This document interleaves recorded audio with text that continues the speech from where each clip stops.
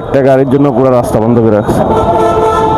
এই গাড়ি টান দাও, সামনে টান দাও, কিছু টাইম লাগে রয়েছে না। আশা করি সবাই ভালো আছেন। শুভ সকাল। এখন বাজে হচ্ছে ঘড়ি 7টা আর আমার অফিসের সময় হয়ে গেছে অলরেডি। 7টা বেজে গেছে, আমার 7টায় অফিস, যদি লেট হচ্ছে, উপরে নামতে নামতে লেট হয়ে গেছে আসলে। তো আজকে শীতটা কিন্তু অনেকটাই কম, অর্থাৎ গত সপ্তাহে যে শীত পড়ছিল তার তুলনায় অনেকটাই কম। তো এইভাবে থাকলেই ভালো, কারণ আমাদের জন্য আসলে জনজীবন ফেরানোর জন্য সুবিধা। তা না হলে আমাদের অফিস করাটা খুবই কষ্টকর হয়ে যায়। এই শীতের সকালে উঠে অফিসে যাওয়াটা খুব বাজে পরিস্থিতি হয়ে যায় সকালবেলা, কারণ 7টার সময় একদম চারদিকে কুয়াশা আচ্ছন্ন থাকে, কিছু দেখা যায় না, প্লাস প্রচুর পরিমাণে ঠান্ডা থাকে, যা বের হওয়াটা কষ্ট হয়ে যায় আমাদের জন্য। তো দেখতে দেখতে চলে আসলাম শ্রীপুর, অনাকাঙ্ক্ষিত জায়গায়। গতকালকে যে একটা বড় ধরনের দুর্ঘটনা ঘটে গেছিল এই জায়গায়, সেই জায়গায় আসছি। এই যে ভ্যানগুলো, মানে এই এলাকা এখন এমন একটা পরিস্থিতি হয়েছে, এই ভ্যানগুলোর উপরেই অনেকটাই ডিপেন্ডেন্ট এই এলাকার মানুষ, যারা ইপিজিট জব করেন। আসলে মানুষ চিন্তা করে না যে কি হবে না হবে, ওইটা ডাজেন্ট ম্যাটার, কিন্তু আমার যেতে হবে এটাই সবাই কল্পনা করে বা চিন্তা করে।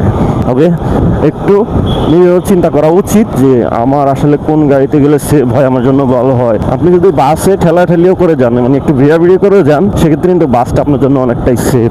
সেই ক্ষেত্রে কিন্তু ভ্যান কিন্তু আপনার জন্য সেফ না। ওই সিঙ্গেল চাকার যে ভ্যানগুলো আছে এগুলো একদম আপনার জন্য অপরিযোগী। আপনি সেগুলোতে উঠলেও আপনার ভয় থাকবে একটা, মনে যে কোনো সময় অ্যাক্সিডেন্ট হওয়ার একটা সম্ভাবনা থাকে, পসিবিলিটি থাকে। যেই ব্যাপার, মানে ভ্যানগুলো অ্যাক্সিডেন্ট হওয়ার সবচেয়ে বড় কারণ হচ্ছে এরা প্রশিক্ষণ প্রাপ্ত না, এরা হচ্ছে হ্যান্ডেল ধরতে পারলেই নিজেকে ড্রাইভার মনে করে। সেই জন্যই এই অ্যাক্সিডেন্টগুলোর সম্ভাবনা বেশি থাকে। সে ডাইনে বামে গাড়ি আসতেছে কিনা, যাচ্ছে কিনা, এত কিছু দেখার সময় নাই।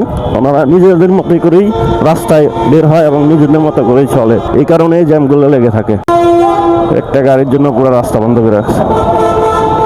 এই গাড়ি টান দাও, সামনে টান দাও, কিছু টাইম লাগে রয়েছে না। কথা বলতে বলতে চলে আসলাম ভিজিটের গেটে। তো যেই কথাটা বলতেছিলাম ভ্যানকে নিয়ে, ভ্যানের প্রত্যেকটা ড্রাইভারই হয়তো বা গার্মেন্টসে চাকরি করছে আগে, কিংবা অন্য কোনো পেশায় নিয়োজিত ছিল, হঠাৎ করে চাকরি চলে গেছে, কাজ নাই, সেই জন্য ভ্যানে চলে আসছে। কিন্তু ভ্যান যে চালানোর একটা নিয়ম কারণ আছে, কিংবা রাস্তায় চলার একটা নিয়ম আছে, ওনারা এগুলো জানেই না। সেই জন্যই অ্যাক্সিডেন্টগুলো বেশি ঘটে এবং রাস্তায় যে অনাকাঙ্ক্ষিত ঘটনাগুলো ঘটে সেজন্যই ঘটে। আমি বলবো আপনারা যতটুকু পারেন এই ভ্যানকে পরিহার করে চলবেন, কারণ প্রতিনিয়ত যে ঘটনাগুলো আমাদের চোখের সামনে ঘটে যাচ্ছে, আমরা আসলে এগুলো নিতে পারতেছি না। যে যেখানে আসছেন ভালো থাকেন, সবার জন্য দোয়া করি। ভিডিওটা এ পর্যন্তই, সবাই ভালো থাকবেন। আসসালামু আলাইকুম।